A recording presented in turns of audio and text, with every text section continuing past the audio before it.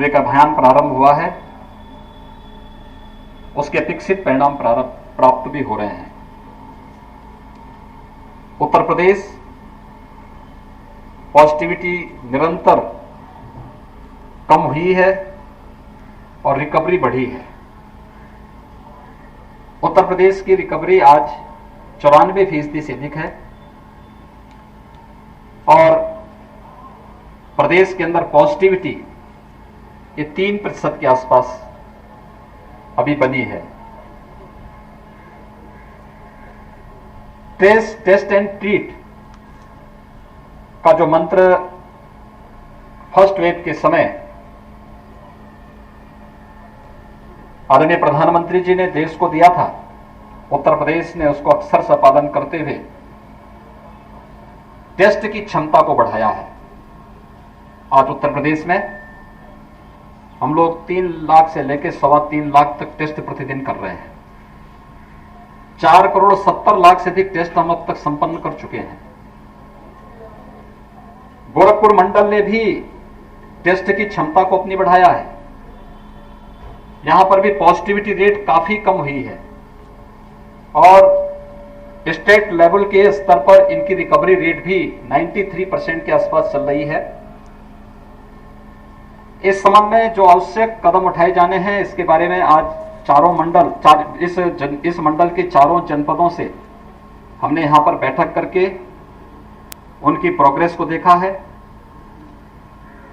Covid के साथ साथ कोविड से बचाव के लिए अभी जो कार्यक्रम प्रारंभ हुए हैं, फर्स्ट वेव की तुलना में अगर हम सेकेंड वेव को देखेंगे तो सेकेंड वेव में कुछ हमें अन्य चुनौतियों का सामना करना पड़ रहा है, जैसे पोस्ट कोविड केयर का।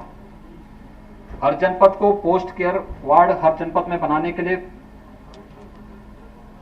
हर जनपद में पहले से तैयारी चल रही है और बहुत सारे जनपदों ने अपने यहां पोस्ट कोविड केयर के रूप में जो भी ऐसे पेशेंट हैं जिन्हें कोरोना हुआ था, उनकी रिपोर्ट नेगेटिव आ गई है लेकिन उन्हें अभी भी कोई समस्या है, तो उनका सफलतापूर्वक उपचार की कार्रवाई उन जनपदों में प्रारंभ भी हुई है। ये प्रक्रिया निरंतर चल रही है। हम वर्तमान में सेकेंड फेज का सफलतापूर्वक मुकाबला करते हुए थर्ड वेव के बारे में भी जो एक आशंका व्यक्त की गई है उसकी तैयारी युद्ध स्तर पर राज्य सरकार ने प्रारंभ किया है। हर मेडिकल कॉलेज में 100 बेड्स का पीकू के निर्माण की कार्रवाई। इसके अलावा जितने भी पीएससी से जितने भी अन्य जनपद हैं उसमें जो डिस्ट्रिक्ट हॉस्पिटल है वहां 25 से 30 बेड्स का पीकू के निर्माण की कार्रवाई के लिए एक अभियान पूरे प्रदेश के अंदर चल रहा है। इंसेफ्लाइटिस की तर्ज पर जो मॉडल हम लोगों ने यहां पर अपनाया था, जिसका परिणाम विगत 3 वर्षों के अंदर गोरखपुर और पूर्वी उत्तर प्रदेश के लोगों ने देखा है। भारत सरकार के सहयोग से हर जनपद में, जिला मुख्यालय पर, डिस्ट्रिक्ट हॉस्पिटल में और 2-2, 3-3 सीएचसीज में मिनी पीको के निर्माण के साथ साथ इंसेफ्लाइटिस ट्रीटमेंट के सेंटर बनाए गए।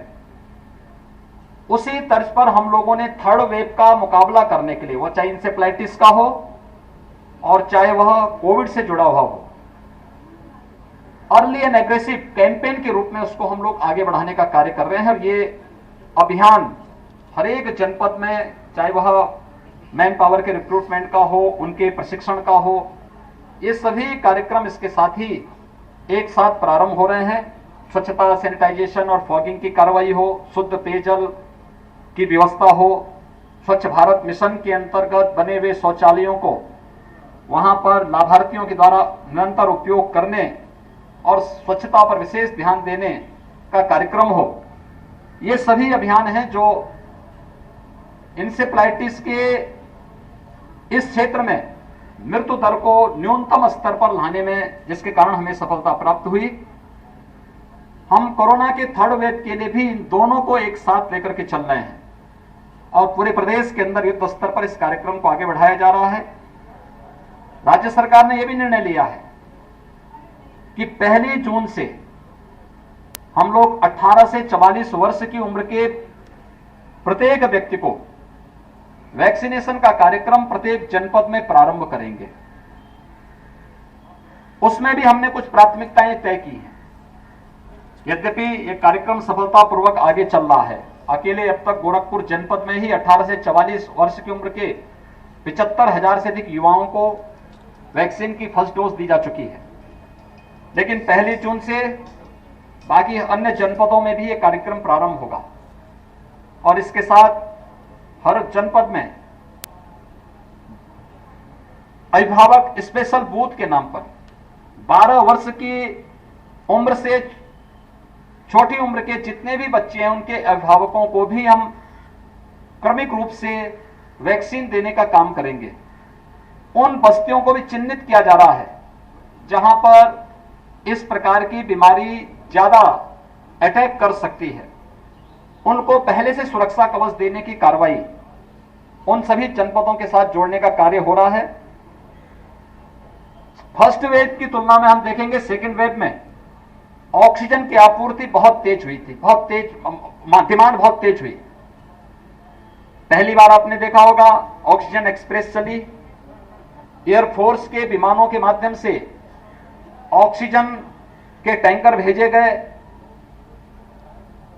हर जनपद आने वाले समय में ऑक्सीजन के क्षेत्र में आत्मनिर्भर हो सके, इस दृष्टि से एक राज्य सरकार ने अभियान प्रारंभ किया है।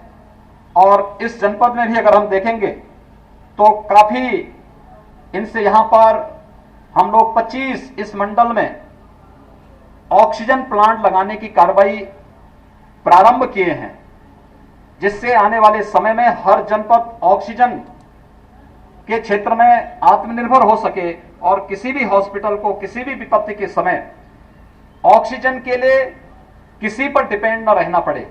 इस कार्रवाई को युद्ध स्तर पर लिया गया है और हमने हर जनपद से कहा है कि एक नोडल अधिकारी इसके लिए तैनात करें, जो नोडल अधिकारी ऑक्सीजन प्लांट के सिविल वर्क के साथ साथ ऑक्सीजन प्लांट को समय सीमा के अंदर स्थापित करने की एक कार्रवाई को आगे बढ़ा सकें।